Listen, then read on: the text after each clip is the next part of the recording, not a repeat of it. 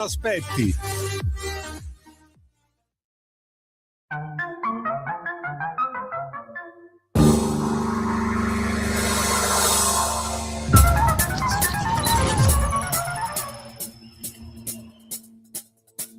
Va ora in onda Zoom, il drive time in mezzo ai fatti con Antonino Danna.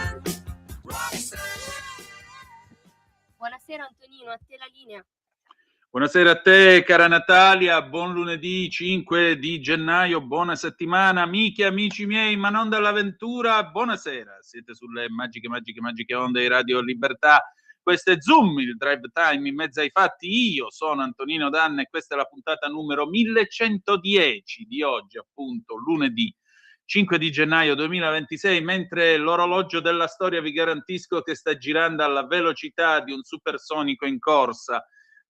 Cominciamo subito la nostra trasmissione. Vi ricordo, date il sangue, in ospedale serve sempre, salverete vite umane, chi salva una vita umana salva il mondo intero.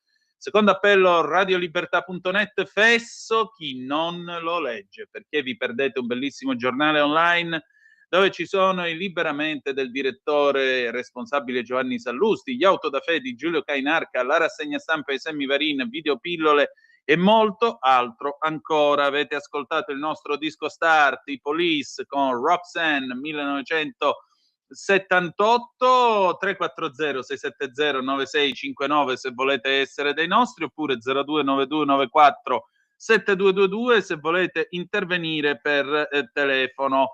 Allora, il 340 670 9659 se va a sentire la zappa o WhatsApp che dir vogliasi della radio. Signore e signori, vi stavo dicendo, le lancette dell'orologio della storia stanno girando a pieno regime. Aggiungiamo un'altra cosa, credo che in questa settimana abbiamo contribuito a scrivere, mi riferisco alla categoria dei giornalisti che sono da sempre gli storici del presente, abbiamo contribuito a scrivere almeno 200 pagine in più di sussidiario che i nostri nipoti si studieranno nel 2050-2070 probabilmente.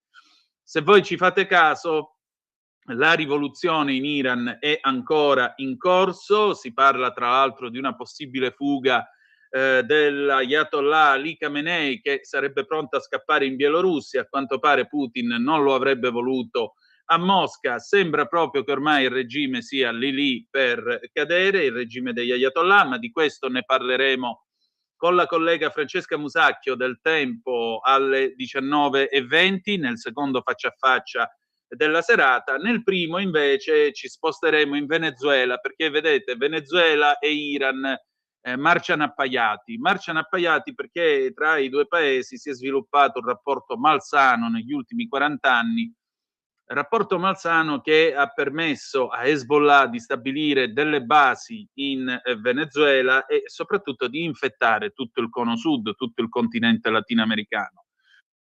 Quindi la caduta di Maduro non è soltanto la liberazione di un popolo, o almeno si spera che si possa giungere a questo, è anche e soprattutto un pesante messaggio ai suoi amichetti di Teheran con cui trafficava petrolio embargato sotto banco, perché gli si dice statevi belli calmi, guardatevi il collo perché tra poco ve lo state per rompere.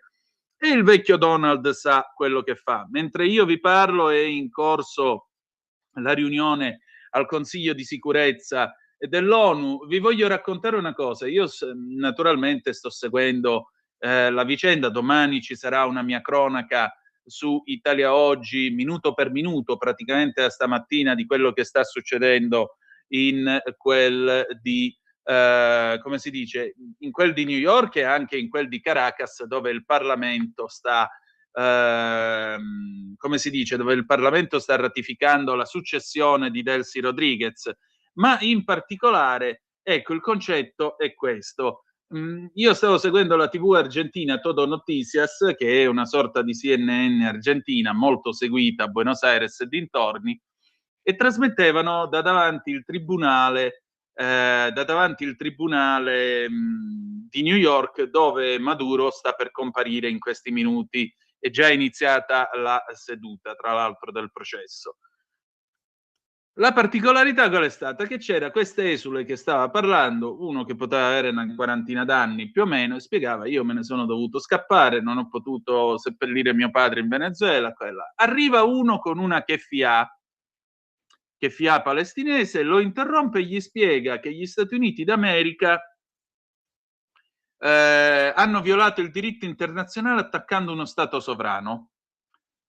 Secondo voi che cosa ha fatto l'esule venezuelano? Lo ha mandato a fare in culo. Quindi sono volate parole grosse, poi il tizio con la keffiyeh è stato allontanato, per cui a maggior ragione poi è stato intervistato un altro di questi esuli che diceva: noi Trump lo possiamo solo ringraziare per quello che ha fatto, perché sostanzialmente ha permesso di fare giustizia in un paese che era diventato un narcostato. Trump ha detto, lo sapete, alla Rodriguez: fai quello che ti abbiamo chiesto, se no farai una fine peggiore di quella di Maduro. Questo è il comunicato, ve lo vado a leggere, del governo venezuelano di quest'oggi. State molto attenti a quello che viene affermato. Il Venezuela riafferma la sua vocazione di pace e convivenza pacifica. Il nostro paese aspira a vivere senza minacce esterne, in un ambiente fatto di rispetto e cooperazione internazionale. Crediamo che la pace globale si possa costruire garantendo prima di tutto la sicurezza e la pace di ogni nazione. Consideriamo prioritario avanzare verso delle relazioni internazionali equilibrate e rispettose tra Stati Uniti e Venezuela e tra il Venezuela e i paesi della regione, basato sulla uguaglianza di sovranità e il principio di non ingerenza. Questi principi guidano la nostra diplomazia con il resto degli altri paesi del mondo. Estendiamo quindi l'invito al governo degli Stati Uniti d'America a collaborare congiuntamente in un'agenda di cooperazione orientata allo sviluppo condiviso, sotto il segno della legalità internazionale e della forza di una convivenza comunitaria duratura. Presidente Donald Trump, I nostri popoli e la nostra regione meritano la pace e il dialogo, non la guerra. Questo è sempre stato l'insegnamento del presidente Nicolás Maduro ed è l'idea di tutto il Venezuela in questo momento. Questo è il Venezuela in cui credo, al quale ho dedicato la mia vita. Il mio sogno è che il Venezuela sia una grande potenza dove tutti i venezuelani e le venezuelane si possano ritrovare in pace e nel rispetto. Il Venezuela ha il diritto alla pace, allo sviluppo, alla sua sovranità e al futuro. Delcy Rodriguez, presidente incaricato della Repubblica Bolivariana del Venezuela. Questa è la stessa Rodriguez che 3 giorni fa, quando Maduro è stato prelevato dalle forze armate americane, condannava l'atto, chiedeva da parte di Trump una prova dell'esistenza in vita di Maduro e tutto il resto. Questa è anche la stessa che quando Marco Rubio, come si dice, quando Marco Rubio, il segretario di Stato americano, ha detto, beh, sai che c'è? Sì, ho parlato al telefono con la Rodriguez e mi ha detto, insomma, le ho detto che cosa dobbiamo fare per gestire assieme il paese. Lei aveva risposto che non era vero niente, che qua, che là, che cric e che croc. Come vedete, sia pure facendo un po' di teatro, ma il Venezuela sta avviandosi, secondo quanto richiesto dal segretario di Stato Rubio, verso una transizione che peraltro nelle parole degli esuli sentiti a New York, ma anche a Buenos Aires, vuole essere una transizione con la Corina Machado come vicepresidente e il presidente eletto, che ora non mi ricordo più come si chiama, quello regolarmente eletto, non Maduro che ha fatto i brogli, alla guida di un Venezuela democratico. Comunque adesso, dopo avervi relazionato su quello che sta succedendo, andiamo con Qui Parlamento. Qui Parlamento.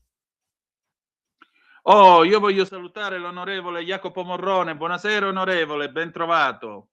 Buonasera a tutti, grazie dell'invito. Onorevole, allora nella calza della Befana c'è una bella legge antimaranza, o mi sbaglio? No, è così, è così. E questa non contiene dolcetti, norma. quindi non fa ingrassare, tra l'altro, per cui è più che gradita. No, questa non fa ingrassare e fa no. bene, nel senso renderebbe più sicure le nostre città, le nostre periferie, e quindi penso sia positiva. Io spero l'appoggino tutti, spero che trovi la condivisione non solo del centrodestra, è a firma Lega, quindi può essere bene sostenuta da tutti, anche dai partiti di sinistra, tutti quelli che conoscono il territorio, che hanno a che fare con il popolo, che hanno a che fare con le persone anziane, con i giovani, con le ragazze. Quindi io penso che questa legge sia necessaria, quindi si è alzato un clamore non indifferente. Ho visto che fra l'altro il governo ha messo in cascina anche un decreto legge molto probabilmente che ripercorre un po' la linea che abbiamo dato con questa PDL, però io mi auguro che il Parlamento possa dare il suo contributo per migliorare la sicurezza. Intervengo su 2 aspetti, sulla cittadinanza, sì, quindi sulla legge 91 del 92, sul testo unico per l'immigrazione, che è il decreto legislativo 286 del 98. Quindi sono cose secondo me di buon senso, quindi non bisognerebbe neanche scriverla questa legge, bisognerebbe che fosse la normalità. Cioè, chi vuole diventare italiano, per carità, nulla contro chi vuole diventare italiano, è giusto che ci siano aspiranti nuovi cittadini italiani, però devono secondo noi avere un minimo di caratteristiche, cioè innanzitutto superare un test di integrazione dove dimostrano di conoscere la nostra storia, dimostrano di conoscere le nostre regole civili di convivenza, devono essere in assenza di condanne penali, devono essere in assenza di procedimenti penali in corso. Io penso che questo sia la regola per diventare cittadino, nel senso per essere ospitato da questo paese, quindi penso sia un qualcosa regolare. Poi naturalmente sono tanti altri aspetti che abbiamo visto, ecco, non so quanto tempo ho a disposizione, però ad esempio anche quello dei ricongiungimenti, quindi triplicare l'importo necessario derivante da un reddito legale per poter fare arrivare nel nostro territorio la moglie, i figli, i parenti, cioè, adesso con 4 spicci si faceva arrivare su questo territorio i parenti più stretti o meno stretti che ricadevano sulle casse, sulle imposte, sulle tasse che paghiamo noi cittadini italiani. Quindi Chi per carità vuole poter ricongiungersi con i parenti deve dimostrare di poterli mantenere, almeno fino a quando questi non saranno integrati, non potranno vivere, se no vivono sulle nostre spalle. E guarda che questo aspetto economico non indifferente lo hanno capito anche tanti sindaci di centrosinistra, anche tanti governatori di centrosinistra. Sappiamo che le regioni detengono quello che è l'80% di quello che è la loro disponibilità economico-finanziaria, la investono nella sanità, il 70-80%. E come stanno le cose, purtroppo tanti di questi soldi vanno per soddisfare quelli che sono appunto le richieste che arrivano dai immigrati che arrivano qui il giorno prima. Cioè noi abbiamo il paradosso con la signora anziana che magari vive da una vita su questo territorio, i suoi nonni, i suoi genitori hanno contribuito a far sì che noi ci trovassimo questa realtà, che praticamente non ha benefici, e arriva l'ultimo immigrato che invece può permettersi le cure mediche, di curarsi i denti, invece la signora anziana no. Ecco, secondo me è una disparità, è una sorta di razzismo all'incontrario. Quindi noi chiediamo sostanzialmente che chi vuole diventare cittadino italiano debba dimostrare di volerlo diventare. La cittadinanza italiana è una cosa seria. Il nostro Stato, grazie al lavoro dei nostri nonni, dei nostri genitori, del nostro lavoro stesso, si può permettere determinati servizi in ambito sanitario, non solo, scolastico e quant'altro, quindi chi viene su questo territorio deve contribuire, deve comportarsi bene. Io penso sia una norma di buon senso, e devo dire la verità, visto il clamore che c'è stato e anche dai messaggi che ci sono arrivati, visto così l'attenzione, i riflettori sono accesi su questa norma, penso sia quello che i cittadini ci richiedono. Quindi mi auguro che si possa più presto calendarizzare e possa diventare realtà legge antimaranza, perché sostanzialmente non permetterebbe più a tutti quei giovani che si sentono in diritto di avere la cittadinanza senza rispettare le nostre tradizioni, i nostri usi, i nostri costumi, la nostra gente, le nostre città, i beni architettonici. Cioè io quando vedo che in alcune piazze ci sono risse di continuo anche per Capodanno, quando vedo che vengono sfregiati i nostri monumenti da persone che sono arrivate l'altro giorno e che si chiedono di poter avere tutto solo perché sono immigrati, io penso che lo Stato debba rispondere, lo Stato debba far sentire la sua forza, far sentire che c'è, e quindi per questo la presentazione di questa norma, di questa PDL, che ci auguriamo diventi legge il prima possibile. Perfetto. Senta, oltre a questo, quali saranno i suoi prossimi impegni?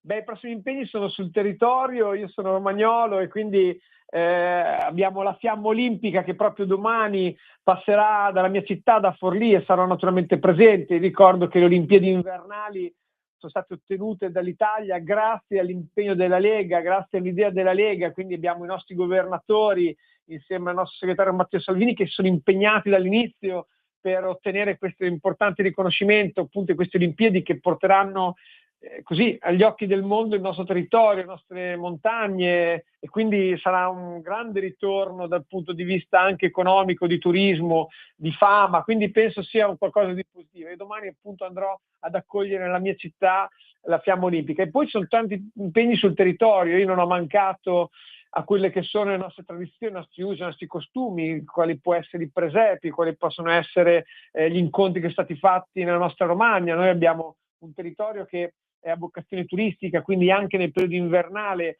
abbiamo dato quelli che sono i nostri servizi per permettere ai tanti, anche così lombardi, veneti, piemontesi o anche toscani, di poter usufruire del nostro territorio. Quindi io ho girato le mie sezioni e ho partecipato a quelli che sono gli eventi di questo territorio, andando a trovare.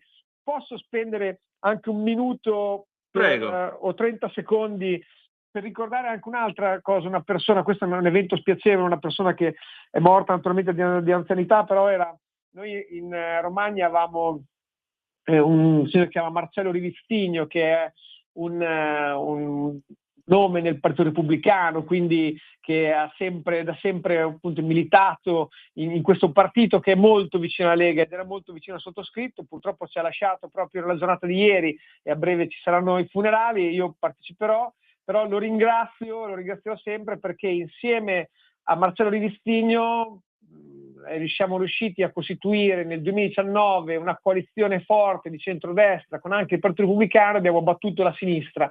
Io naturalmente ricorderò sempre Marcello per il suo impegno, per la sua costanza, la sua capacità, e quindi mi faceva piacere anche così alla radio poterlo ricordare. Il Partito Repubblicano, so che in tanti non lo conoscono, ma in questo territorio romagnolo è sempre stato molto forte, fatto di persone in gamba, purtroppo in tante realtà appoggi centro-sinistra, ma proprio a Forlì, e grazie all'intuizione di questo signore che si chiama Marcello Rivissino, un ingegnere, anche un professionista molto molto valido e capace, un'ottima famiglia, abbiamo fatto insieme questo progetto e abbiamo battuto le sinistre e portato al governo. Adesso c'è il nostro sindaco Gianluca Zattini e quindi mi sembrava giusto in questo momento ricordarlo, perché sono un paio di giorni che appunto ci ha purtroppo lasciato, e io sto cercando di ricordarlo dove posso, come posso, sui social, perché è quello che meritava.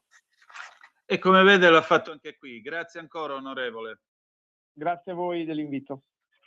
Allora, adesso pausa e poi ascoltiamo dopo la pubblicità Eric Clapton, Cocaine 1977, a tra poco. Qui Parlamento. Lo amiamo perché ci offre sempre le cose più buone e naturali. Linea Alberto Acerbis. Problemi respiratori, tosse, raffreddore, tosse secca, tosse grassa. Abbiamo il prodotto che ti può aiutare. Bronco Free, la soluzione bevibile alla bava di lumaca, timo, verbena, altea, papavero e marrubio.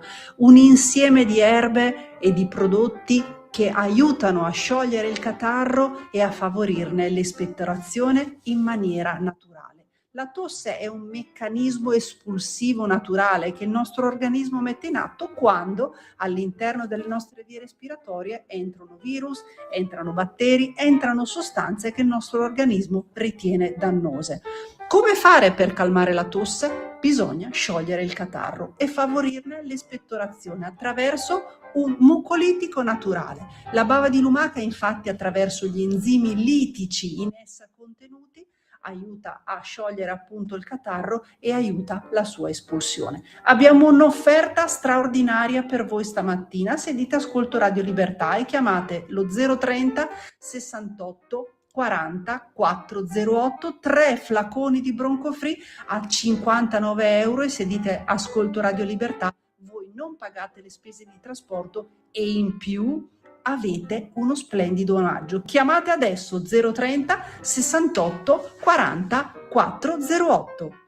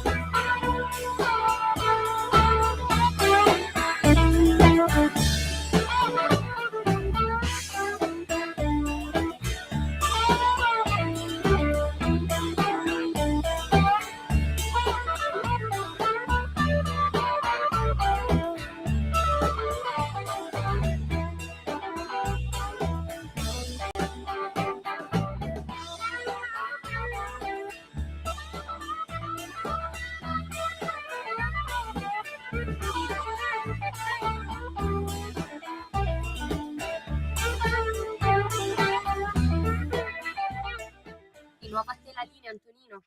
Grazie a te, cara Natalia, alle 18, 34 minuti e 54 secondi sulle magiche onde di Radio Libertà. Antonino Danna al microfono con voi. Avete appena ascoltato Eric Clapton con Cocaine del 1977. Sì, perché la cocaina c'entra come se parliamo di Venezuela, tra l'altro nell'atto con cui egli viene imputato dal tribunale in quel di New York, si parla chiaramente di narcotraffico che ha svolto per quasi 30 anni, pensate che si parte dal 1999, insieme al suo degno compare Hugo Chavez. Tra l'altro vi do ora una notizia: Maduro è entrato nell'aula di tribunale, si è presentato con la uniforme appunto della prigione, aveva i piedi incatenati, quindi le catene ai piedi, ma le mani libere. Difatti ha potuto stringersi la mano con il suo avvocato, per adesso ha l'avvocato d'ufficio. Anche sua moglie Cilia Flores è comparsa con la tuta da carcerata addosso, e poi prima di tutto si è dichiarato non colpevole riguardo alle accuse che gli sono state rivolte. Ci sono 4 accuse, tra cui appunto cospirazione narcoterroristica, possesso di mitragliatrici e strumenti atti a compiere distruzione, e ha detto tra l'altro che lui continua a essere il leader del Venezuela, continua ad essere il presidente del Venezuela. Questo mentre la neopresidentessa interim appunto Delcy Rodriguez prende il potere e manda questo messaggio, diciamo così, pacificatore nei confronti degli Stati Uniti d'America. Non diciamo pacificatore, ma comunque un messaggio del genere: parliamone dopo i discorsi bellicosi dei giorni scorsi. Maduro Savasandir ha parlato in spagnolo, invece agli agenti che lo avevano arrestato quando poi è stato portato in cella a New York ha detto loro good night and happy new year, buonanotte e buon anno.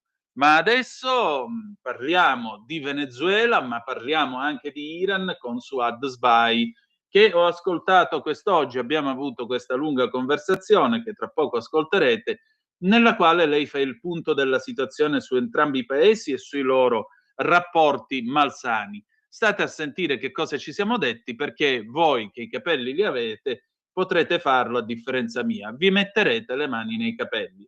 Vai pure, Natalia. E allora io stasera ho il piacere di ritrovare la nostra Suad Sbai, che come sapete è già parlamentare, giornalista, responsabile del Dipartimento Immigrazione e Integrazione della Lega. Suad, allora io qui su almanews24.it, questa vostra bellissima testata, insomma questa testata molto attenta al mondo arabo e non solo, c'è un editoriale, l'America Latina, la retrovia silenziosa dell'Iran dei mullah, che naturalmente è un pezzo dal tuo libro, l'Iran, ispirato al tuo libro L'Iran dei mullah, pubblicato da Armando Curcio Editore. Allora, qui diciamo così si parla del capitolo 10 dell'Iran dei mullah e se ne parla in relazione al Venezuela. Come mai? Cioè, qual è questo legame? Da dove nasce questo legame malsano? Ma è un legame tanto storico, cioè, che condividono lo stesso, diciamo, pensiero anti-Occidente, anti-Stati Uniti, è quello che è legato comunque il trio, legato con l'Iran, legato con i Marcos, legato con la Turchia di Erdogan, che hanno trovato scamotage, visto che sono in pieno embargo, diciamo, non possono vendere i loro petroli, e hanno visto bene girare un pochino e unirsi per la causa, quella causa che dicevo prima, quella contro l'Occidente, contro... E è strano perché poi il Venezuela, uno dice: ma che c'entra il Venezuela col Medio Oriente? No, c'è un legame molto interessante, intanto Hezbollah è molto presente non solo in Venezuela, in tutta l'America Latina, dove aiutano con i loro mezzi, aiutano diciamo, i poveri. Abbiamo visto anche in Brasile, anche nelle favelas cercavano di convertire la popolazione povera, ma loro hanno vari progetti, il progetto di conquista, il progetto economico e quello culturale, quello che vediamo dappertutto, però cerchiamo di girare la testa dall'altra parte, che è sbagliatissimo. E quel triangolo, c'è anche l'Algeria, c'è anche paesi che si dicono socialisti, legati a un certo socialismo di sinistra antico, ma quello che non hanno capito i latinoamericani, che questo pensano di tutto meno di essere socialisti né comunisti. Questi hanno altri pensieri, però sfruttano il momento, sfruttano la situazione. E in Venezuela gli iraniani hanno fino a ieri, diciamo, prima della cattura di Maduro, hanno venduto il petrolio venezuelano. Uno dice, ma molti mi facevano ieri la domanda, ma perché il Venezuela ha il petrolio? L'anima se ne ha. È il primo nel mondo. Lui, il Venezuela e la Nigeria sono i primi paesi che hanno, insomma, il petrolio che non potevano vendere, chiaro, però hanno trovato chi lo vendeva per loro, e questo è stato l'Iran di Khamenei, del vecchio, diciamo, non solo il vecchio Khamenei e dei vari mullah che aiutano là dove vogliono, là dove possono distruggere l'Occidente e gli Stati Uniti. Suad, ma perché l'America Latina è stata così marginalizzata in tutti questi almeno 20-30 anni? Perché tra l'altro io leggevo un report tempo fa, Hezbollah sarebbe presente in Venezuela niente meno che dal 1980. Cioè è possibile che in 40 anni non si è accorto di niente nessuno? No, non si è accorto niente nessuno, ma non si è accorto neanche che stanno in Occidente, che c'è una ramificazione anche qui da noi. Facciamo finta di non accorgersi, perché ci sono tanti rapporti economici, tanti rapporti.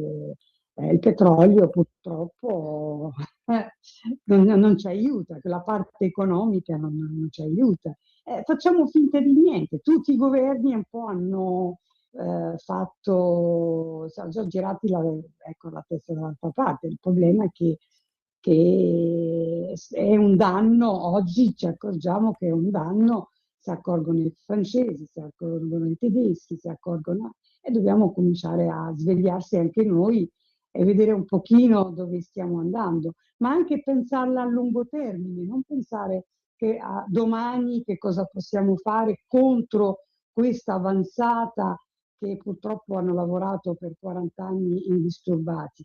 Noi cominciamo a pensare anche a lungo termine, anche come sta facendo anche la Francia ultimamente, 2050, e pensare a lungo termine, che cosa vogliamo diventare, che cosa vogliamo fare contro questo male, che è un male assoluto, che è un male che purtroppo ci ucciderà a tutti. Inutile stare lì a piangere, ma non siamo in grado di fare, non abbiamo i lavoratori, non abbiamo i figli, non abbiamo le nuove non è quello. Se uno va a rimpiazzare le nuove generazioni con gruppi terroristi, meglio non averli, meglio non avere nulla, cioè, certo. E fare anzi cercare di aiutare,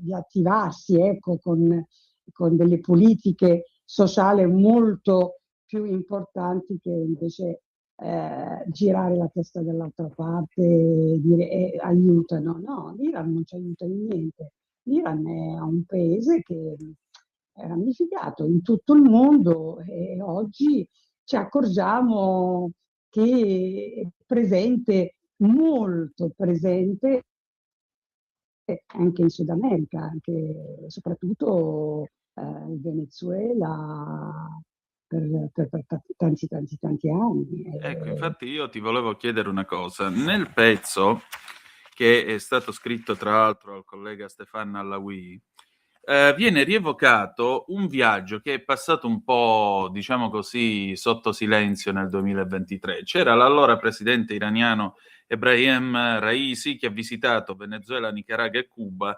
celebrando la sfida all'ordine internazionale guidato da Washington. E questa è stato praticamente la chiusura del cerchio, mi pare di capire.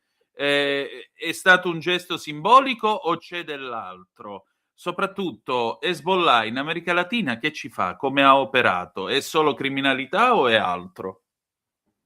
Ma è anche altro, criminalità è altro. Cioè, là dove pensano di occupare un terreno, insomma, diciamo, vuoto, ecco, socialismo, diciamo, comunista ha portato quello, ha portato il vuoto, e loro hanno messo i piedi. Cioè, Hezbollah è presente da tanti anni, non solo Hezbollah, anche la fratellanza musulmana, qui l'abbiamo detto in questa trasmissione tantissime volte, e che bisogna intanto leggere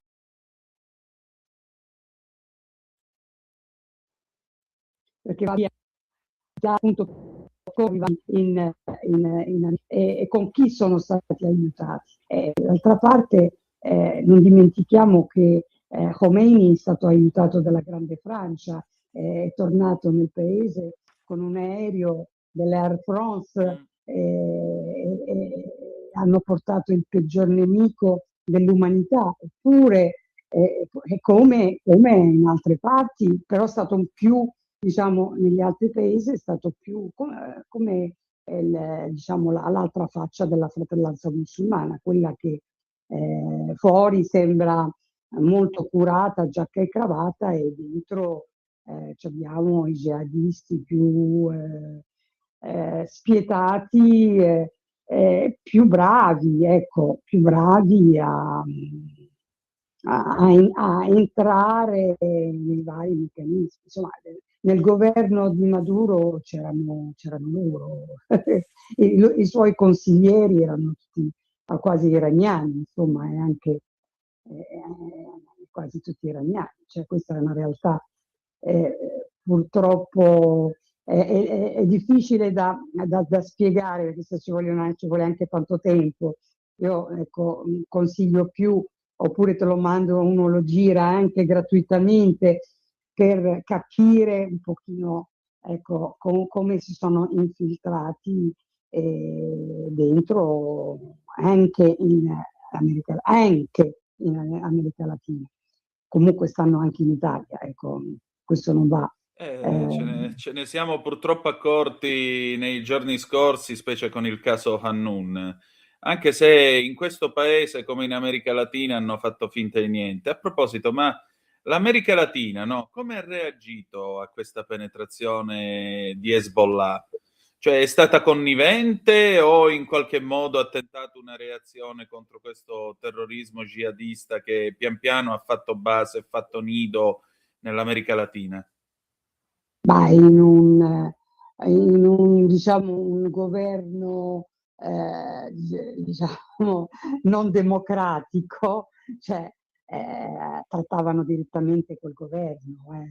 La popolazione non aveva voce in capitolo, ma nemmeno i giornalisti, perché se qualcuno si azzardava di parlare di Iran in America Latina, in particolare in Venezuela, faceva brutta fine. Perciò era un accordo molto governativo, ecco, molto, cioè tanti soldi, tanto petrolio, tante condivisioni anche di pensiero, cioè anche se sono lontani, è che si vede la vicina, insomma, la malavita, tra virgolette, l'economia. Non dimentichiamo che Erdogan è diventato ancora più ricco vendendo armi, vendendo tante altre cose proprio in Venezuela. Cioè, Venezuela è un paese che secondo me abbiamo anche noi come Occidente, diciamo, abbandonato. Cioè, non è che siamo stati sul pezzo, sulla situazione, siamo rimasti sempre abbiamo guardato sempre il dito e non l'altro, insomma, non siamo andati a analizzare a fondo quello che succedeva in questo paese.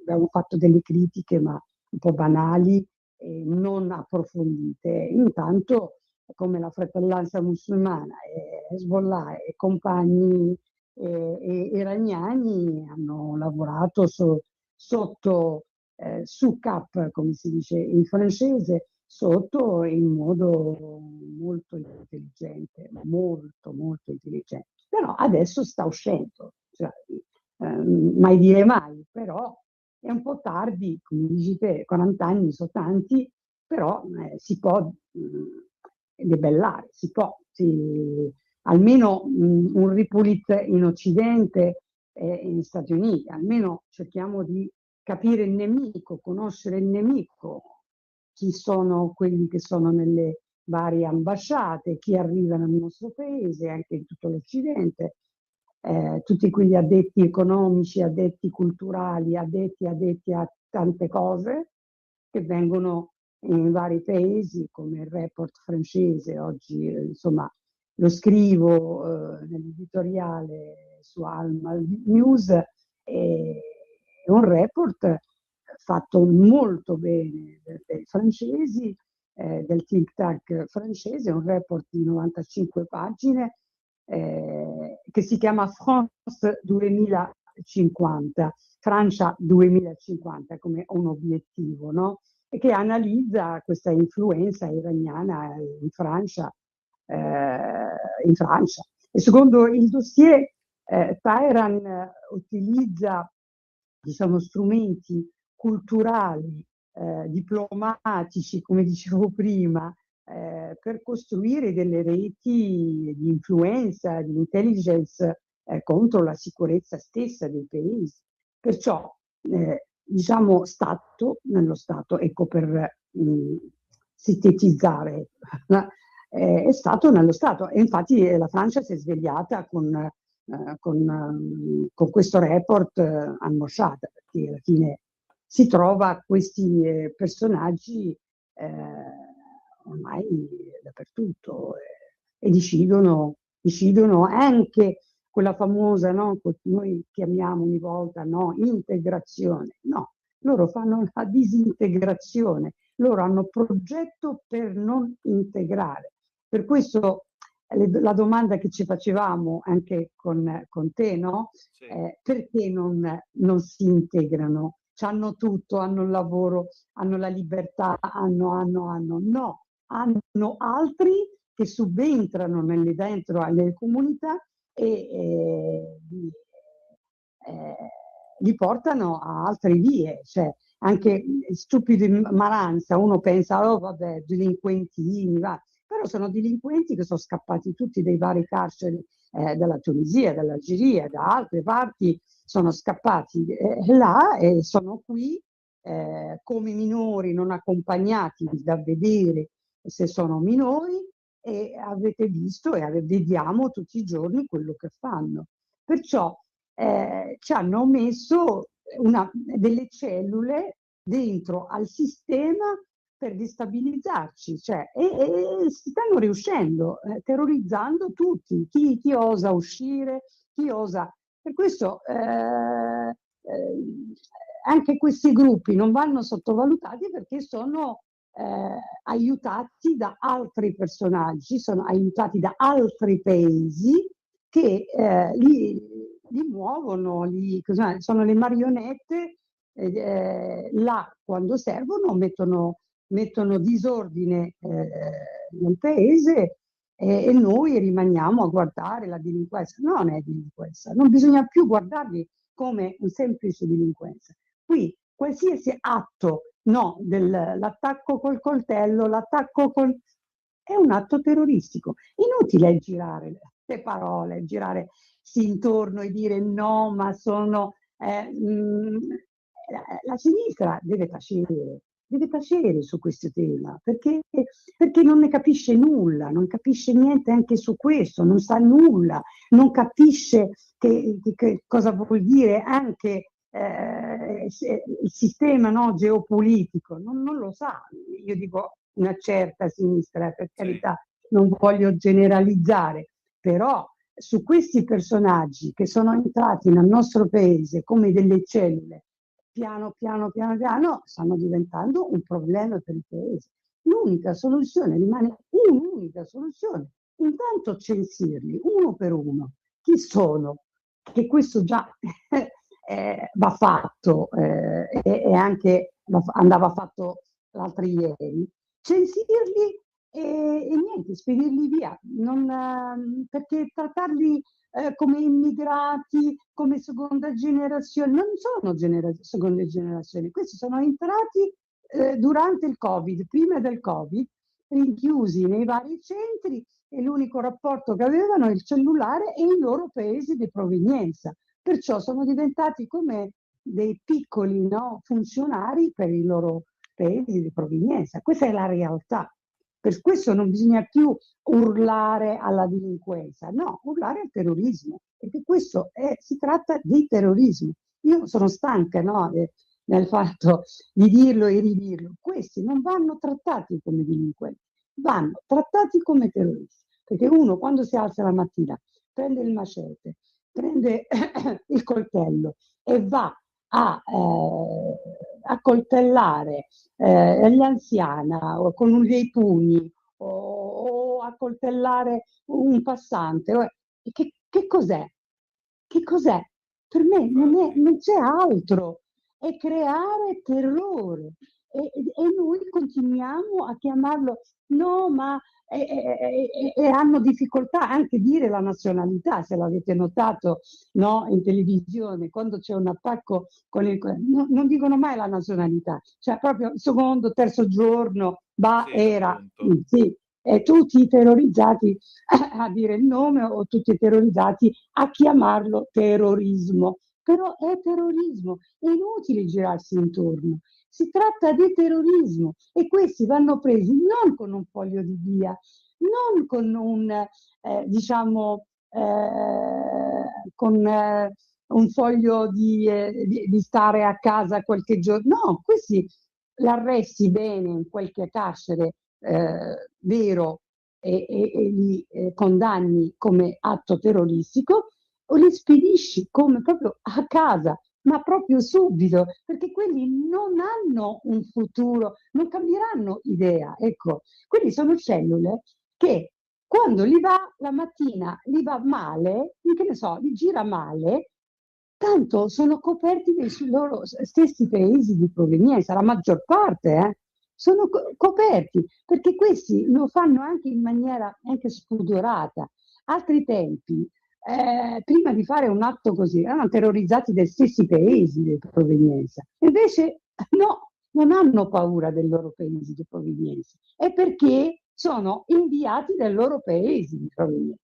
Hanno preso tutti quelli che stanno in carcere, hanno preso tutti quelli che sono, hanno anche dei problemi e l'hanno portati qui, proprio nello stesso momento, nello stesso periodo. Non è, se qualcuno può dire, ma come? Ma è così, purtroppo è così. Cioè, le primavere arabe ha lasciato anche, no, delle fabbriche di terrore, che sono piccole fabbriche di terrore. Hanno quella coltellata che danno, la danno in nome di Dio. Cioè, Allahu Akbar. Allora che cosa aspettiamo? Loro lo dicono pure, te lo esprimono pure, perciò uno cosa aspetta? Aspetta che qui poveri tutti italiani, anche succede in tutta Europa, non è solo in Italia, e questa roba va un pochino, ecco, va creata comunque una vera task force per occuparsi di questi personaggi, perché questi non saranno il futuro che pagheranno le pensioni, dimenticatelo. Questo sarà un futuro che distruggerà la popolazione, distruggerà anche il nostro modo di vivere, il modo di vivere in modo anche democratico. Questi portano la gente all'esasperazione e poi ti creano la parola islamofobia. Ma va, cioè, sono gli stessi paesi, l'Iran stessa, che hanno creato quella parola, i fratelli musulmani, quella parola islamofobia. Così i giornalisti non possono dire niente, così gli opinionisti non possono dire niente, gli esperti di terrorismo possono dire niente, e noi annulliamo quella parola, perché dietro a questa islamofobia si nasconde un terrorismo bello forte. Suad, senti, visto il lato del Venezuela, adesso passiamo all'Iran, perché mentre tutti parlano del Venezuela, qui è da quasi una settimana che in Iran continuano le proteste. Stamattina il Corriere della Sera dice che sono 70 le città in rivolta, ci sono stati 16 morti. Ecco, ma qual è il punto della situazione qui dopo Donna, Vita e Libertà, che è stato il primo grande momento in cui il regime ha cominciato a sentire il fiato sul collo di una popolazione che ormai non lo segue evidentemente più? Ma oggi siamo in una fase, intanto i morti sono una settantina e non è 16 come dicono, che noi siamo comunque in contatto come ben sai, insomma, Certo. con tutti i gruppi che manifestano, gruppi soprattutto delle donne, e abbiamo anche delle notizie molto, molto fresche. Per fortuna cerchiamo di Ecco, girarle a tutti i allora giornalisti. aggiornaci tu che è meglio. Che sta No, succedendo? i morti sono molti, tantissimi. Diciamo, siamo in una fase molto pericolosa. Le manifestazioni non sono finiti, ma purtroppo il regime ha scelto un'altra volta una repressione più silenziosa. Ecco, questa volta diciamo è sistematica, più silenziosa, non divulga le notizie. Invece oggi l'Iran vive sotto una, diciamo, cappa di paura, arresti mirati, sparizione, condanne esemplari, insomma, addirittura una donna le hanno dato 80 anni di carcere, cioè una cinquantenne. Diciamo, il dissenso c'è, non è spinto, però c'è tanta omertà ancora. Noi stiamo questi giorni facendo, ecco, l'appello per l'attivista Nargis Mohammadi, il premio Nobel, che dal 12 dicembre che è sparita proprio, nessuno ne parla, è sparita. Perciò continua, media internazionale ne parlano, ma con cautela, non capisco questa cautela, cioè, per carità, bisogna parlare quello che sta succedendo, come quello che sta succedendo in Iran oggi. Però insomma, c'è anche una cosa un po' strana. Le manifestazioni ieri già le vedevo per Maduro, già in piazza, no? In giro per consolati, per le iraniane, per le donne iraniane non ne ho visto neanche una. E questa è la nostra sinistra e femminismo, insomma, che ci circonda. Certo. Suad, senti, molte donne, appunto, tu dici, sono scomparse o sono state arrestate. Mi pare di capire che attiviste per i diritti umani e giornaliste sono sotto attacco. Perché il regime ha paura dell'informazione e perché ha paura soprattutto delle donne? Ma sta avvenendo una vera, in questo momento, una vera e propria, diciamo, strategia di cancellazione, ecco, diciamola così, no, io elimino tutte le donne attiviste, ma non solo, adesso scendono in piazza anche le madri, le professioniste, le commesse vengono prelevate addirittura da casa, intimidite, incarcerate in posti più sperduti, molti famiglie infatti non sanno neanche più dove sono i loro familiari. E questo è terrorismo di Stato, fa sparire una donna, serve anche a terrorizzare mille e mille altri uomini. Le donne hanno più il coraggio di manifestare, le donne hanno più coraggio di reagire a un regime, diciamo, criminale, quello che purtroppo tanti uomini hanno paura, tanti giornalisti, anche giornalisti hanno paura, cioè devo dire, tanto l'hanno arrestati tutti, non ci stanno più neanche giornalisti uomini, sono tutti in galera, cioè se andiamo a contare sono la metà, più della metà dei giornalisti iraniani sono in carcere. Cioè serve una posizione sui diritti umani abbastanza forte, abbastanza chiara, abbastanza, a prescindere dai rapporti economici, cioè quelli va bene, vanno avanti e ci sono, ok, però nell'altra parte c'è anche questo, perché se no non ci possiamo lamentare di, insomma, di altre situazioni, no? Dobbiamo occuparci di questa situazione che da anni ormai che dura, da anni che purtroppo il popolo iraniano vive questo dramma.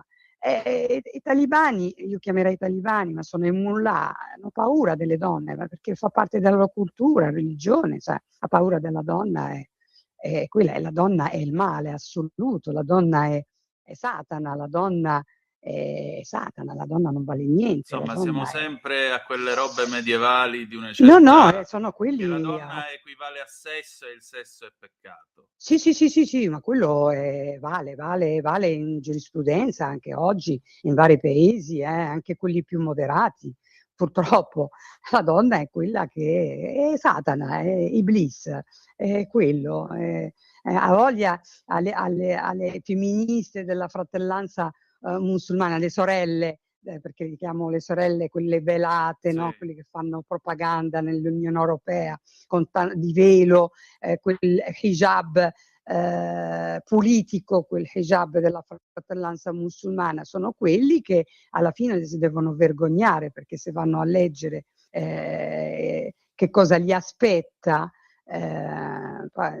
poi forse qualcuna cambia idea, ma non cambiano idea, sai perché? Perché anche lì hanno formato dei gruppi col hijab, come quegli ragazzi, no? Che col il coltello, che vanno il coltello in giro, ma questo è un altro coltello, è quello della sottomissione, il velo, è fare propaganda al hijab. Il hijab è la soluzione, il hijab è la libertà, il hijab è nulla, il hijab è nella mente dell'estremista radicale, terrorista, che vuole far vedere all'Occidente quanto valiamo, è un'occupazione di territorio, ecco, più semplice.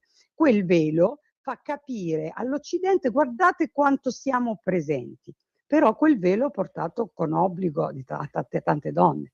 Altre invece sono pagate con tanti progetti europei per fare propaganda. Però anche quel velo è un male assoluto, cioè Certo. quando portato anche con una certa violenza, che è quello che noi notiamo tutti i giorni, purtroppo, e anche quello è terrorismo. O lo capiamo o non lo capiamo. Siamo passati dal hijab al niqab e li vediamo in giro con tutto il niqab che si vedono tutti gli occhi. Quello è terrorismo. Non mi viene a dire che no, è il diritto della donna o il diritto no, quello è il terrorismo degli uomini, perché ci sono uomini dietro, per far, capito, occupare il territorio e far abituare la popolazione, diciamo, europea a questo indumento e a questa tradizione e a questa cultura. Io lo dico da araba, non ci sto. E mi sembra abbastanza chiaro, però vedi, siamo sempre lì, il controllo del corpo delle donne continua a essere centrale. Io ricordo a un certo punto, un paio di anni fa, le iraniane che si fecero riprendere in topless ma col velo in faccia perché sennò se le beccavano a viso scoperto. Non oso immaginare che cosa potesse succedere loro. E in tutto questo c'è la comunità internazionale che cosa fa? In Italia le femministe che sono subito pronte a parlare di Palestina, che inneggiano alla cancellazione di Israele e non sanno che Hamas le userebbe come pezze da piedi. Ecco, perché non manifestano per le iraniane?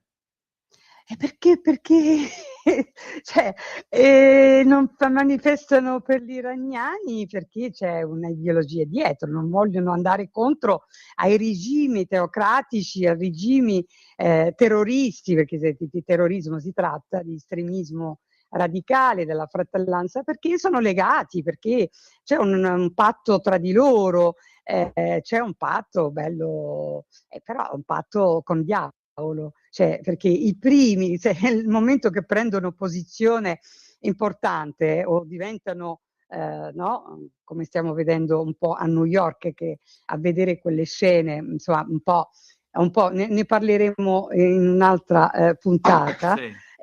Diciamo che quando si renderanno conto che saranno i primi a essere, diciamo, messi fuori, ma fuori fisicamente, perché loro il comunismo, diciamo il socialismo, il comunismo per loro è il male assoluto, il primo male. Perciò, però lo usa.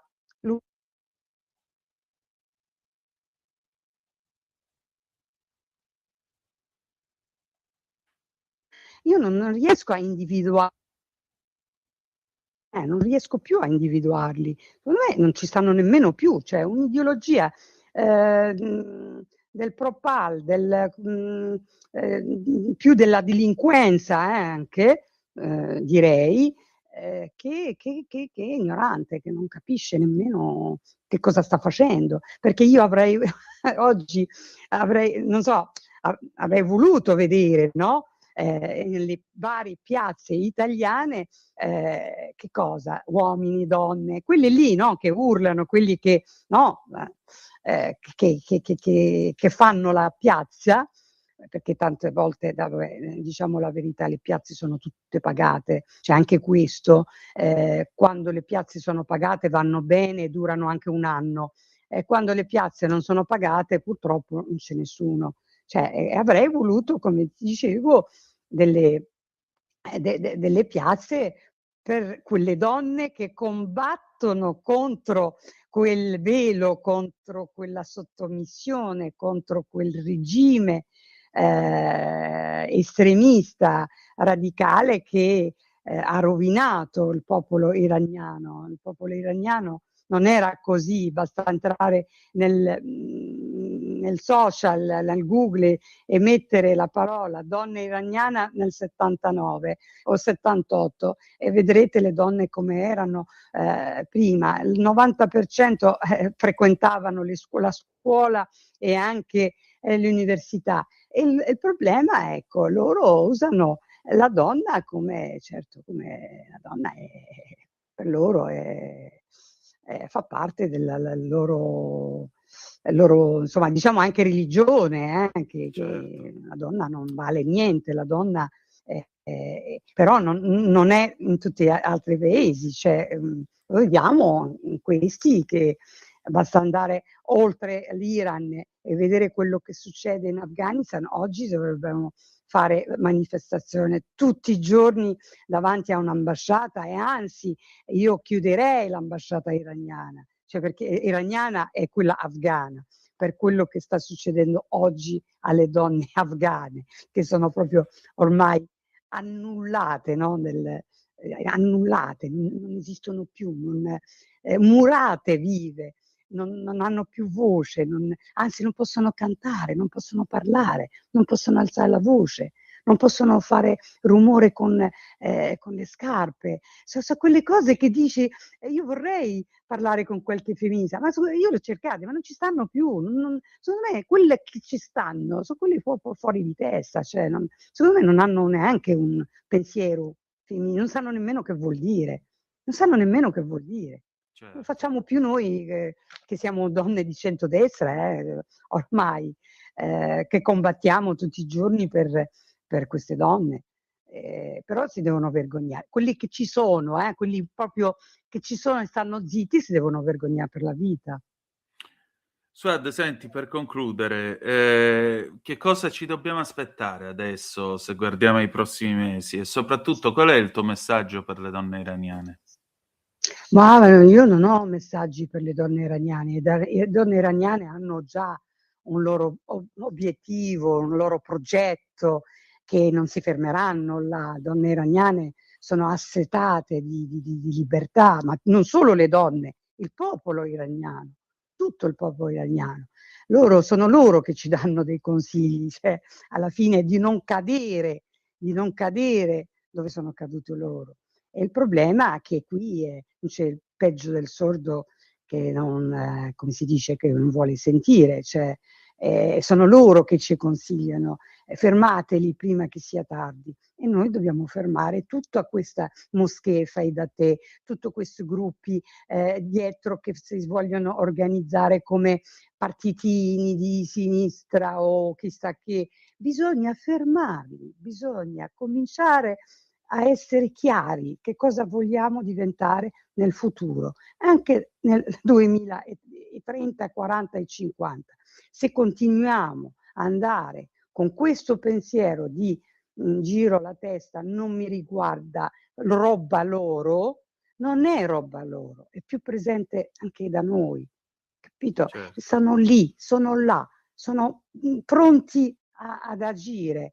E agiscono farci paura, perciò bisogna avere un po' di coraggio e questo ce lo dicono le donne iraniane tutti i giorni. Quando me lo dicono sono loro che ci fanno veramente, ci danno coraggio, sono loro e mi auguro che al più presto, insomma, io mi auguro al più presto che questo regime, diciamo, e questi regimi canaglia, che non è solo Iran, anche Afghanistan, e andrei anche verso la Turchia, perché anche lì cerchiamo di tenerlo buono l'Erdogan, ma per tenerlo buono per che cosa?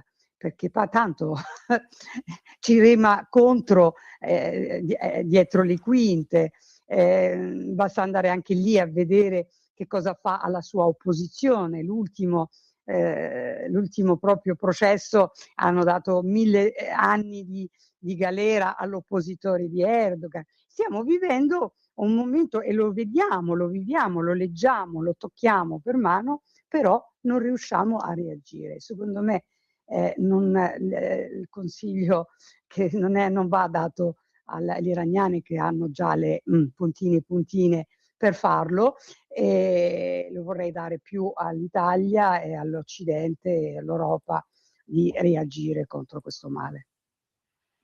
E allora speriamo che sia così. Grazie. Grazie a lei. Un nuovo modo per sostenere la tua radio. Visita radiolibertà.net. Ti basta un click e potrai versare il tuo contributo volontario direttamente online. Potrai donare con ogni tipo di carta di credito, anche prepagata. Ti aspettiamo online su radiolibertà.net. Sostieni la tua radio con il tuo contributo volontario. Radio Libertà. La tua radio. Diamo voce alla nostra gente.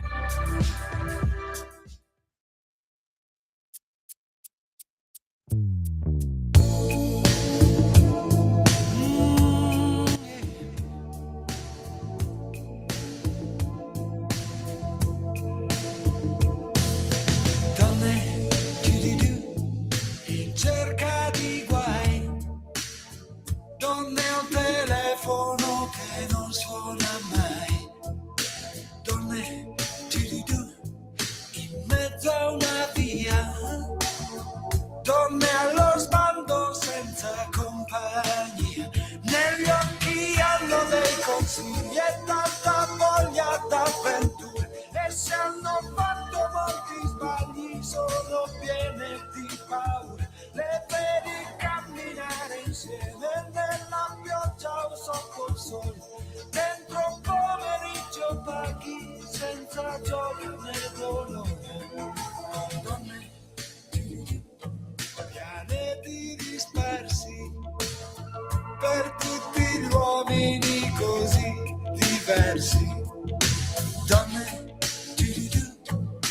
amiche di sempre, donne alla moda, donne controcorrente, negli occhi hanno gli aeroplani per volare ad alta quota, dove si respira l'aria e la vita non è vuota, le vedi camminare insieme nella pioggia o sotto il sole, dentro un pomeriggio paghi senza gioia né dolore, donne.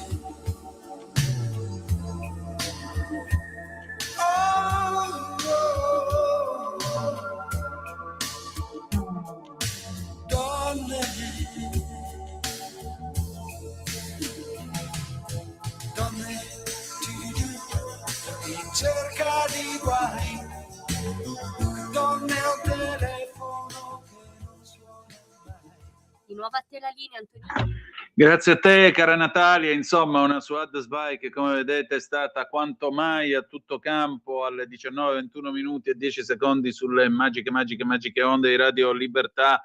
Qui a Zoom vi voglio leggere una zappa, un WhatsApp che è arrivato da parte del nostro Alberto al 340-670-9659. Caro Antonino, in politica qualcuno più in gamba di me e di lei diceva che le cose sono vere nel momento in cui vengono dette e la coerenza non fa parte della politica in generale. Potremmo dire che la Lega insegna, ma non solo lei. Un abbraccio, Alberto. Noi stavamo parlando del comunicato stampa appunto emanato quest'oggi dal governo venezuelano, che in realtà apre a una collaborazione con il governo americano. Maduro, tra l'altro, l'udienza è stata abbastanza breve, la prossima sarà il 17 marzo. Un tale in aula gli ha urlato contro: sei un assassino, pagherai. Maduro gli ha risposto, gli ha urlato ovviamente in spagnolo, Maduro gli ha risposto dicendo: io sono innocente, non ho fatto nulla. E vabbè,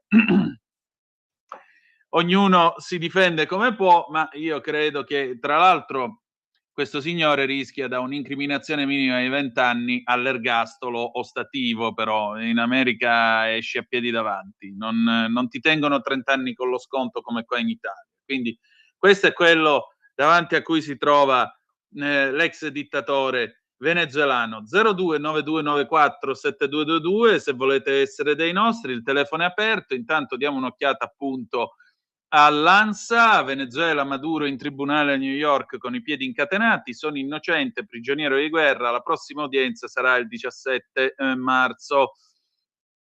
Il presidente colombiano Petro contro gli USA, venezuelani e latinoamericani scendano in piazza.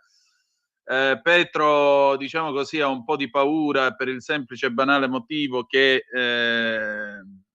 Trump gli ha detto di guardarsi bene le spalle, visto e considerato che anche lui è nella lista nera di quelli sospettati di fare narcotraffico. La strage di Capodanno, abbracci, dolore e lacrime, giunte in Italia le salme delle vittime di Crans Montana, un abbraccio a loro e a ognuna delle famiglie. La tensione con gli USA, la Groenlandia Trump, aperti al dialogo ma nel rispetto, l'UE si rispetti l'integrità territoriale. E poi infine il maltempo, fredda e neve a bassa quota, allerta meteo a Roma, chiusi parchi e cimiteri per l'Epifania. Adesso noi passiamo al secondo e ultimo faccia a faccia di questa sera con la collega Francesca Musacchio del Tempo. Abbiamo parlato della situazione in Iran. Avete visto cosa succede in Venezuela? State a vedere, state a sentire che cosa sta per succedere in Iran o che potrà succedere in Iran, e ci auguriamo che questo abbia naturalmente ricadute estremamente positive sul mondo. Al termine di questa nostra conversazione ci saluteremo e ci daremo appuntamento a mercoledì 7 di gennaio con Joost Klein, Enfant Terrible del 2019 dall'album 1983. Grazie per essere stati con noi e ricordate che the best is yet to come, il meglio deve ancora venire. Vi ha parlato Antonino Danna. Buonasera, vai pure Natale. E allora, questa sera torna tra noi la collega Francesca Musacchio de Il Tempo. La voglio ringraziare ancora una volta per la sua cortesia e per la sua disponibilità. Allora, Francesca, stamattina c'è questo tuo pezzo a pagina 10 de Il Tempo Iran al collasso, i vertici del regime cercano la via di fuga e tra l'altro notizie di stamattina appunto che non solo Khamenei ma anche altri alti funzionari di Teheran pronti all'esilio in Bielorussia grazie ai servizi occidentali. Gli Emirati bloccano i voli notturni. Insomma, mi pare che nel nostro sud si dice che quando la pera è matura cade da sola, ma qua mi pare che la pera sia marcia, o no? Sì, intanto buonasera a tutti, anche a te, ai tuoi ascoltatori, e grazie dell'invito. Sì, beh, insomma, io direi che tutti gli indizi portano ad un'unica soluzione che a questo punto sembra quasi già scritta. Del resto, se tu immagini quanto possa essere importante, diciamo, questo tipo di operazione, se tu colleghi Venezuela, Iran e quello che è accaduto a Gaza e quello che tra l'altro, diciamo, l'Iran ha contribuito in modo determinante nel conflitto tra Israele e Gaza. Ricordiamolo, per chi non lo sapesse, che Hamas è stato lautamente finanziato dall'Iran per creare i presupposti per l'attacco che hanno fatto il 7 ottobre del 23, eccetera, eccetera.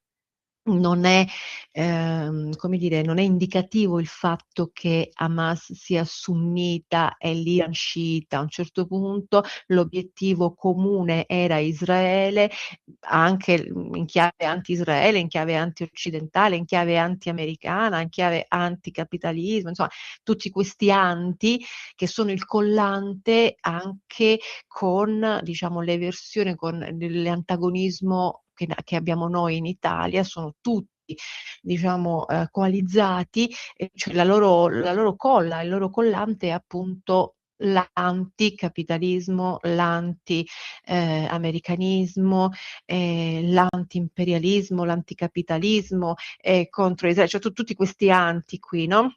Certo. Che sono un collante importante, e l'Iran e il Venezuela sono due, cioè l'asse del male, no? Sono due componenti dell'asse del male, quindi quello che è accaduto in Venezuela in modalità soft, perché quella ovviamente penso che non stiamo dicendo niente di nuovo, neanche di sconvolgente. Quello che è accaduto in Venezuela è una grandissima operazione della CIA di infiltrazione, e in Iran diciamo che siamo su quei livelli.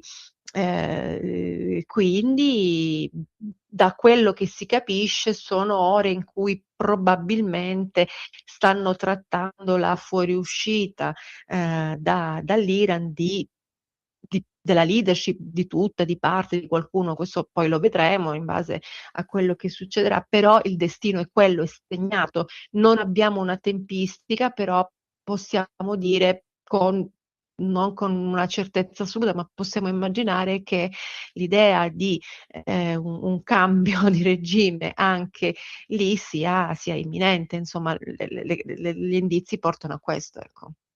E infatti, tra l'altro, insomma, tu citavi anche questo ingegnere iraniano che vive in Italia da Sì. 13 anni, Mehran Sì. Mazart, il quale, Sì. insomma, mi pare di capire che anche lui sia propenso a ritenere che ormai siamo agli accordi sottobanco, è venuto il tempo delle ipocrisie ufficiali, quindi fare le facce Sì. dure, no, asserragliarsi nei bunker, ma in realtà c'è già un salvacondotto per qualcuno da qualche parte, magari qualche dossier compromettente che sta cambiando, sta passando di mano, e di conseguenza ormai manca davvero poco.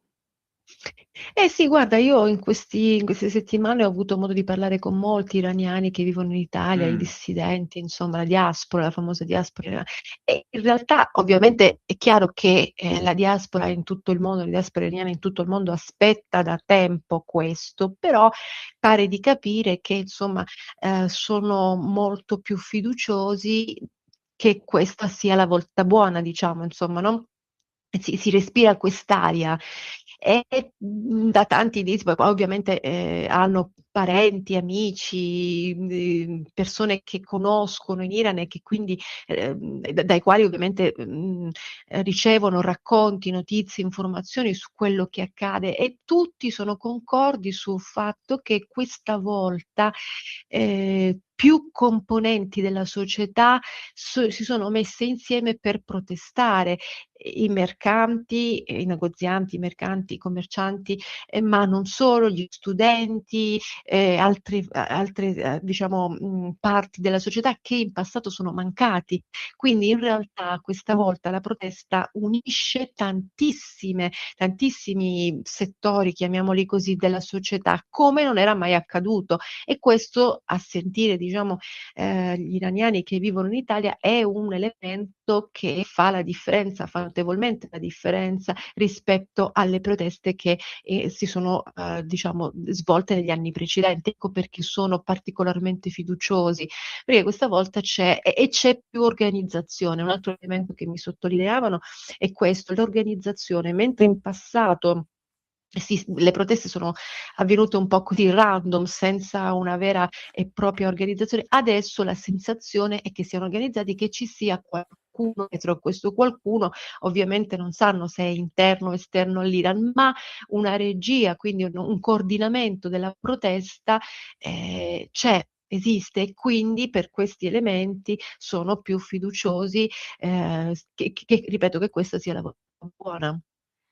Ecco, appunto, un coordinamento. Tra l'altro, una delle cose che è emersa in questi giorni è che, per esempio, il regime non è riuscito a bloccare internet, quando invece ci fu la guerra dei 12 giorni e la gente è scesa in piazza anche in quell'occasione, riuscirono ad azzerare la rete internet nel paese. Elon Musk puntò i suoi satelliti di Starlink sull'Iran, ma in realtà la gente che poteva ricevere Starlink e quindi avere l'accesso a internet era molto poca, e quindi non c'è stata nemmeno questa possibilità di comunicare. Tu scrivevi una cosa, perché stanotte si è parlato di un eventuale esilio di Khamenei in Russia, ma Mosca a quanto pare non lo vuole tra i piedi, lo dirotta sulla Bielorussia. Perché non lo può volere tra i piedi, secondo te? Allora guarda, in realtà la cosa, da quello che so, è in corso anche in queste ore, ti do una piccola anticipazione, diciamo. Ma in realtà la prima naturale richiesta che il regime, quindi l'Ayatollah, ha fatto alla Russia, la Russia che, ricordiamo tutti, ha Assad, però Assad politicamente e diplomaticamente ha saturato lo spazio della Russia. Ok? Quindi in realtà in un momento in cui la Russia sta trattando con gli Stati Uniti per il conflitto in Ucraina. Certo. Assad è una presenza piuttosto ingombrante e pare, qui però siamo ovviamente nel campo delle indiscrezioni, pare che insomma Putin preferisca diciamo dividere il peso con qualcun altro, in questo caso la Bielorussia, che ovviamente è un paese satellite, come sappiamo, della Russia, proprio perché la presenza di Assad avrebbe saturato lo spazio politico e diplomatico della Russia. Ma ovviamente anche perché poi in realtà i posti dove la leadership iraniana può andare non è che sono tantissimi, quindi però la Russia garantirebbe, così come, e poi bisogna vedere dove hanno i soldi sostanzialmente, perché questa è la differenza, no? Dove hanno Certo. i soldi, lì possono eventualmente pensare di rifugiarsi, perché avendo dei soldi lì, insomma, in qualche modo i capitali, gli investimenti, i soldi, insomma, parliamo di questo. Quindi è questo quello che bisogna dire.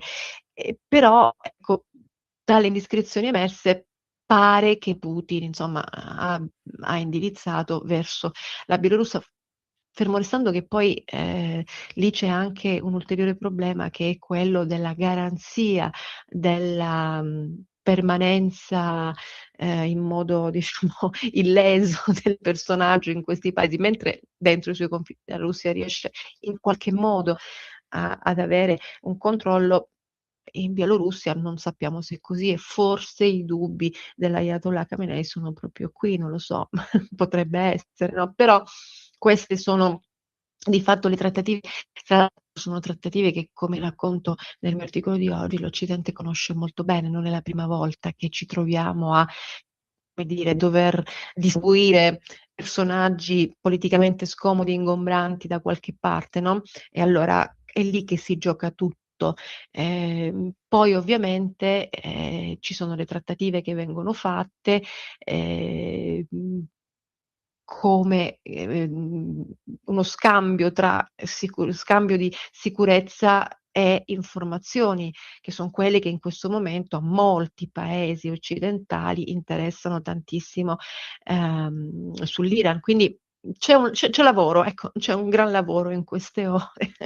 Poi è chiaro, può anche essere che, a un certo punto succede che, invece gli Stati Uniti, magari con il supporto di Israele, decidono di entrare militarmente in un altro modo in Iran, okay?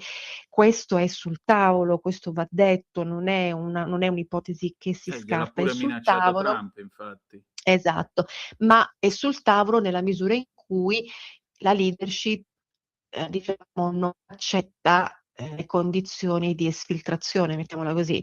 Quindi da quello che emerge si sta trattando con la spada di Damocle che pende sul test iraniana, per cui non ha tanto tempo e devono decidere in breve tempo, però il breve tempo non possiamo quantificarlo, cioè io non sono in grado di quantificarlo, ma anche insomma altri analisti che ho contattato sul tempo diventa difficile. C'è la sensazione di una cosa estremamente imminente, però per imminente non possiamo dire oggi, domani, potrebbe essere fra un'ora come fra una settimana. Il concetto di qualcosa di imminente, in questi casi ha dei contorni un po' sfumati rispetto alla percezione che ne abbiamo, diciamo noi comuni mortali nelle nostre Certo. attività di tutti i giorni, ecco.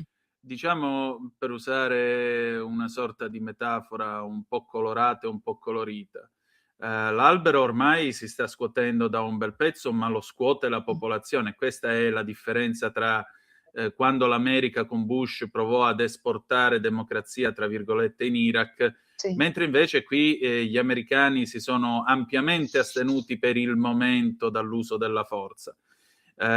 Israele con il Mossad ha fatto sapere: noi siamo nelle strade insieme a voi manifestanti, quindi andate avanti.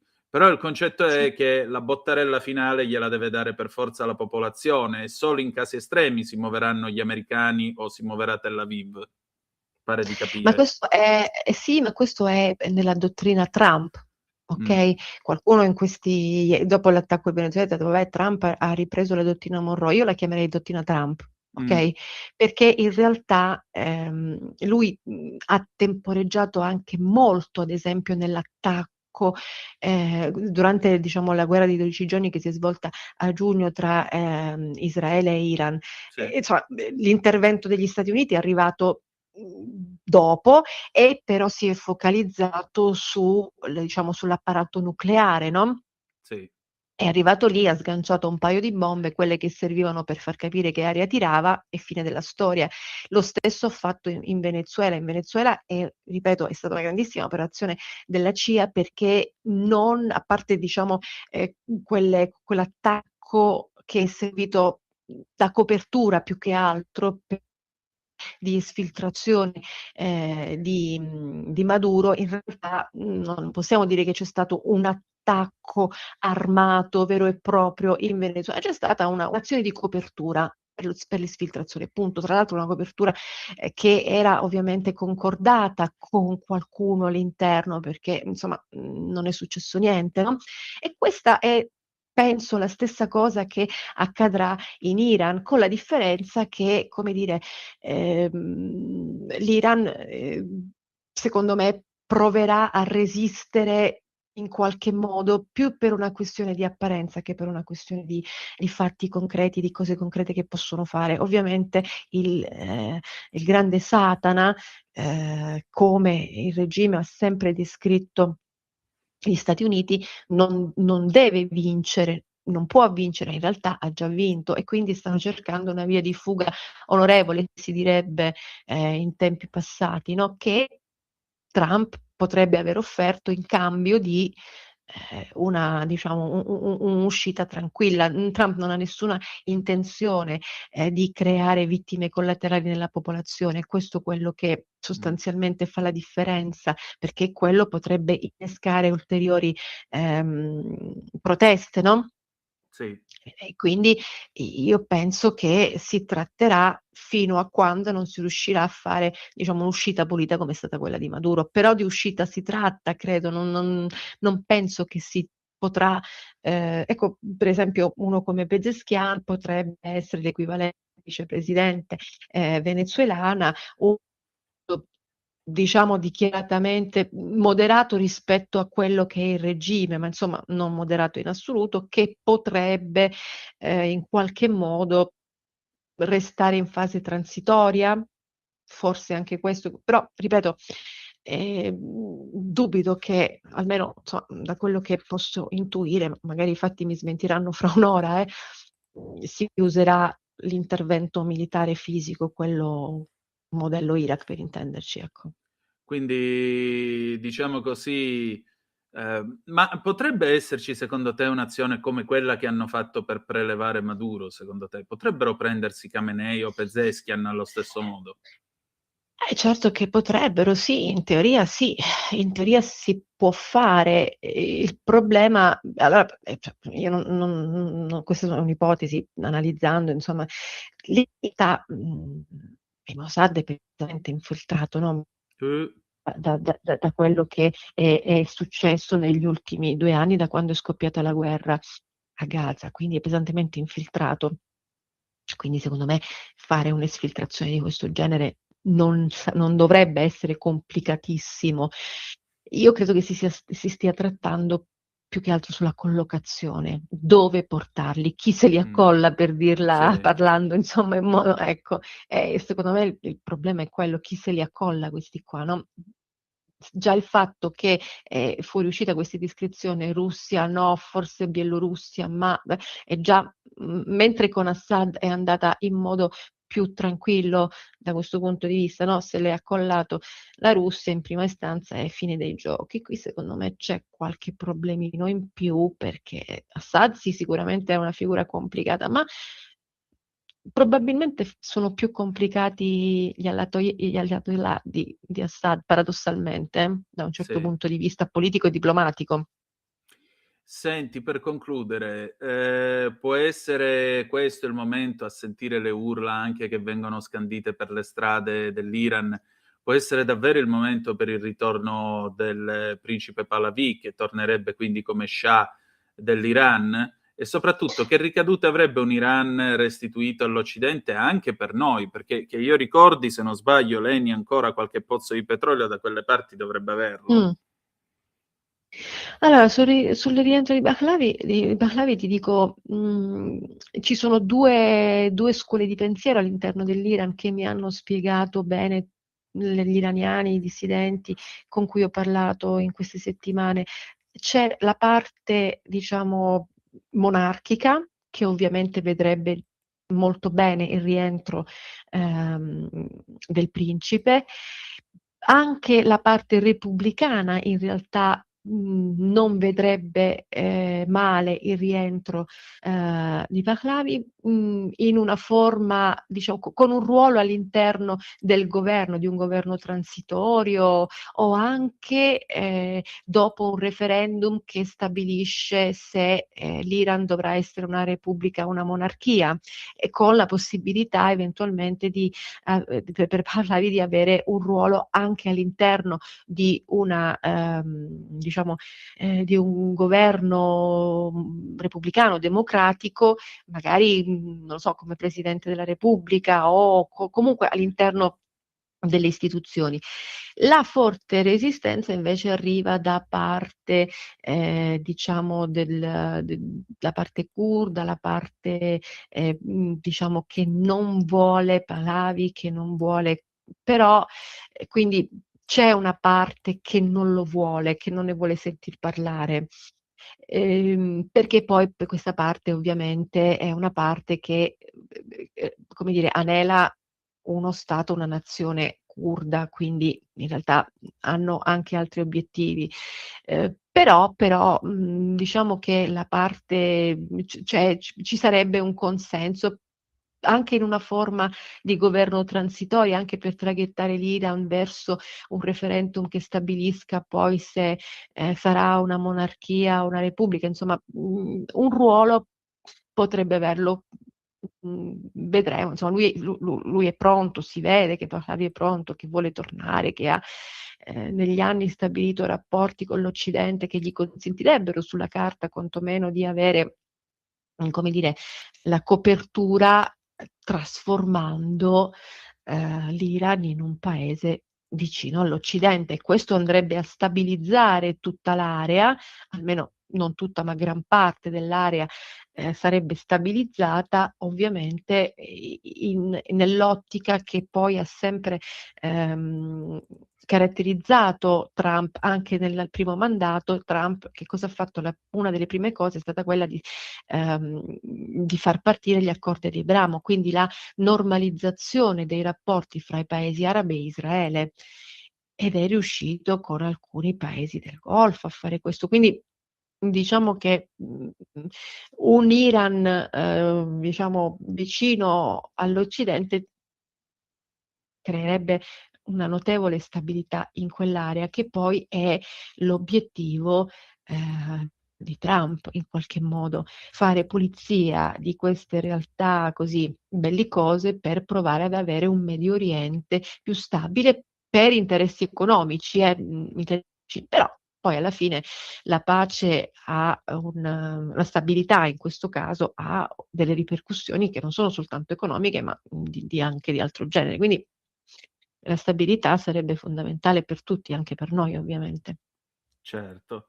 E allora stiamo a vedere che cosa accade e stiamo in campana come sempre, che questo è il nostro mestiere. Assolutamente. Non invidio i nostri nipoti, Assolutamente. perché in questa settimana si sono beccati 200 pagine di storia in più da studiare nel 2050. Sì, gliela racconteremo noi, che ci siamo stati, che l'abbiamo raccontata live, A no? voglia, a voglia, a voglia. Che privilegio, aggiungerei. Che privilegio, è vero. Hai ragione, un grande privilegio, almeno questo, no?